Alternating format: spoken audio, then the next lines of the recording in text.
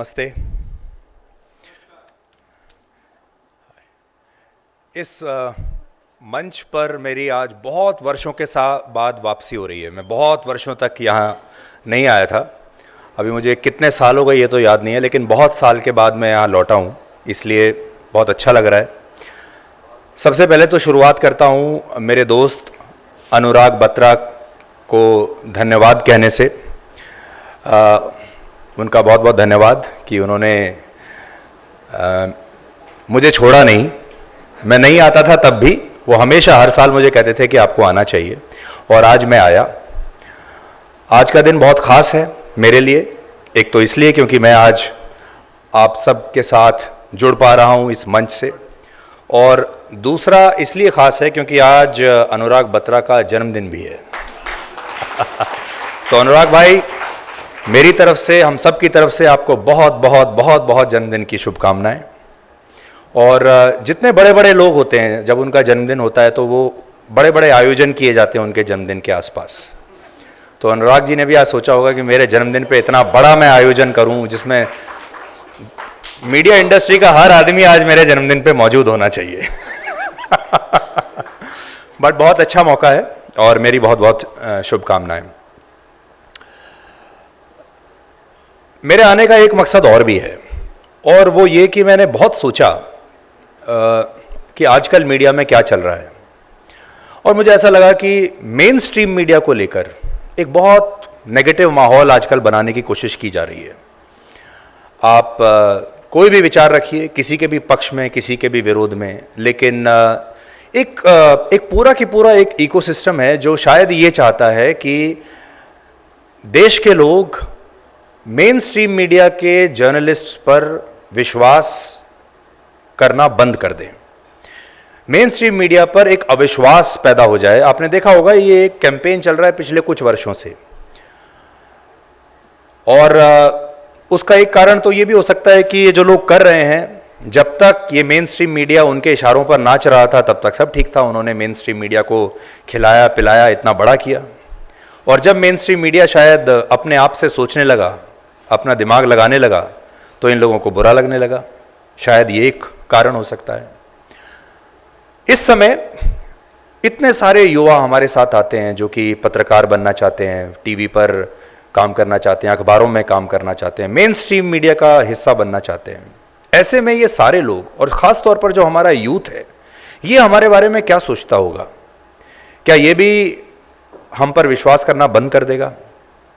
जो लोग यंगस्टर्स हैं जो हमारे साथ जुड़ रहे हैं, वो इसके बारे में क्या सोचते होंगे? इसलिए मुझे ऐसा लगा कि हम लोगों को इस मामले में कम से कम एक यूनिटी दिखानी चाहिए, एक एकता दिखानी चाहिए।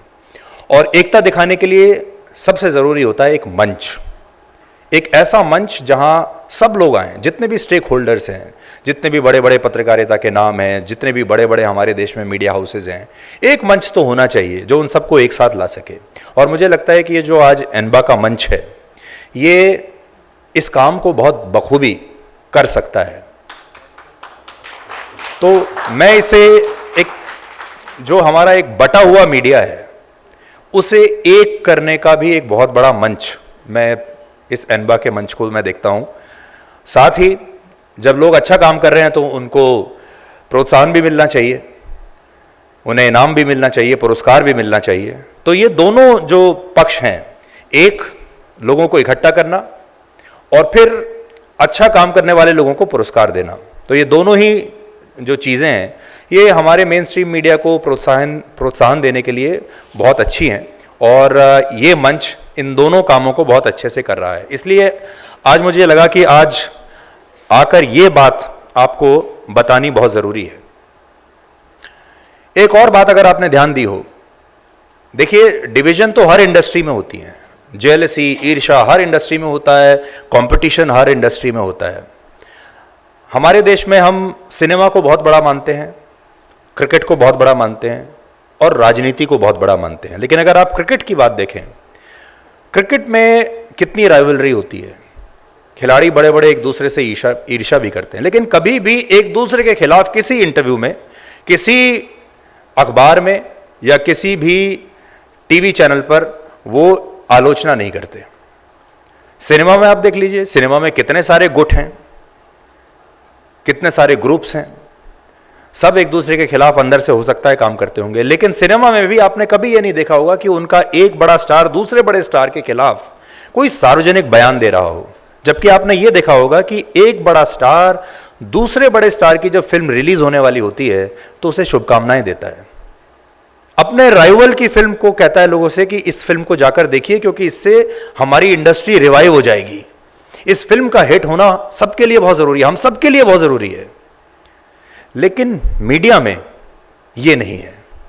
मीडिया में आपको कभी कोई नहीं मिलेगा जो कहेगा कि मेरे राइवल न्यूज चैनल पर मेरे राइवल न्यूज एंकर का शो देखिए बहुत अच्छा है, या कभी आपको यह पता चले कि किसी और संस्था के किसी और बड़े पत्रकार को पुरस्कार मिला है और वो कहे कि मैं इनको शुभकामनाएं देता हूं। वो चीज हमें अपने इंडस्ट्री में लानी चाहिए। थोड़ा सा अपना दिल बड़ा करने की इस समय आवश्यकता है। सोशल मीडिया और मेन स्ट्रीम मीडिया, जब मैंने अपना करियर शुरू किया था तो सोशल मीडिया था ही नहीं। अब एक बहुत बड़ा एक इकोसिस्टम जिसको आप सोशल मीडिया कहते हैं वो हमारे सामने आकर खड़ा हो गया है।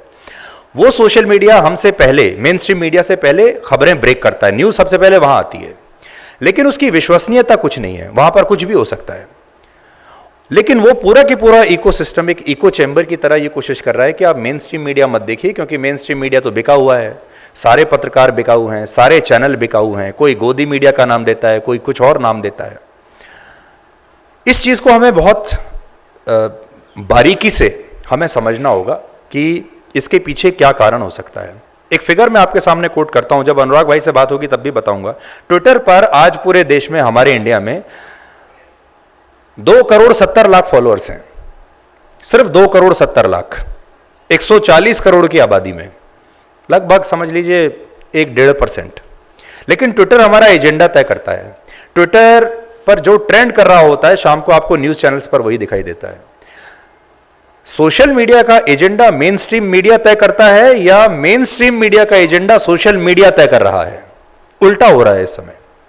और हम ये मान लेते हैं कि सोशल मीडिया पर जो चल रहा है, जो आलोचना हो रही है, जो कि 80% नेगेटिव ही होता है, उसको हम देश की सच्चाई मान लेते हैं। और एक चीज और आप नोट कीजिएगा, ट्विटर पर जो उसका यूजर जिस तरीके से व्यवहार करता है, फेसबुक का व्यूअर और यूजर बिल्कुल अलग तरीके से व्यवहार करता है। इंस्टाग्राम का जो यूजर है वो बिल्कुल अलग तरीके से व्यवहार करता है। फेसबुक पर आज भी उतनी नेगेटिविटी नहीं है, इंस्टाग्राम पर उतनी नेगेटिविटी नहीं है। इन दोनों प्लेटफॉर्म पर आप ट्रोलिंग नहीं देखेंगे, आलोचना देख सकते हैं, ट्रोलिंग नहीं होगी। ट्रोलिंग सिर्फ ट्विटर पर है। तो इस बात को आज समझने की जरूरत है। और आखिर में मैं इस मंच से यह कहना चाहूंगा, जो मैंने पहले भी कहा था, कि एक पूरी कोशिश यह है कि किसी भी पत्रकार के मन में और किसी भी न्यूज एंकर के मन में इतना डर पैदा कर दो कुछ खास विषयों को लेकर कि वो सवाल पूछने से पहले ही डर जाए। ऐसा कर दो उसको, उसके ऊपर इतनी लांछन लगाओ, उसको इतना अपमानित करो, उसको कुछ दिनों के बाद ये लगने लगे कि अगर मैंने ऐसा किया तो मेरे साथ ये होगा। अगर उसने शाम को अपने शो में कुछ कह दिया तो उसको तैयार होना चाहिए कि जब सुबह उठेगा, उठते ही जब सोशल मीडिया देखेगा, ट्विटर जब देखेगा, तो उसकी भयंकर ट्रोलिंग हो रही होगी। ये एक सोची समझी एक रणनीति है जिसको कि हम सबको, हमारे दर्शकों को भी समझने की आवश्यकता है और हमें भी समझने की आवश्यकता है कि ये सही नहीं है, ये झूठ है। और हमें ये जो नकली ट्रोलिंग है, इस पर विश्वास करने की कोई आवश्यकता नहीं है। हमें अपने दिमाग से, अपने हिसाब से जो हमें ठीक लगता है, हमें वो करना चाहिए। इसमें किसी कोई सच बोलने के लिए शर्मिंदगी की महसूस होने की कोई आवश्यकता नहीं है। तो आज मैं इस मंच से आपसे बस इतना कहना चाहता था, जो मेरे मन में कुछ बातें थी। कोई मैं लंबा चौड़ा स्पीच लिख कर नहीं आया था, 2-3 पॉइंट्स मेरे थे जो मैं आप सबके सामने रखना चाहता था।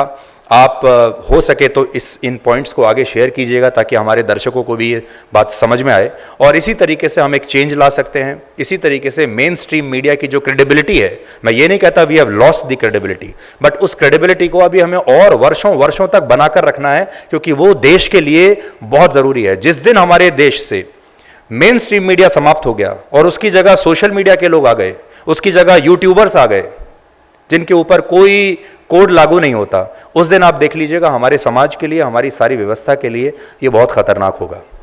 Thank you so much.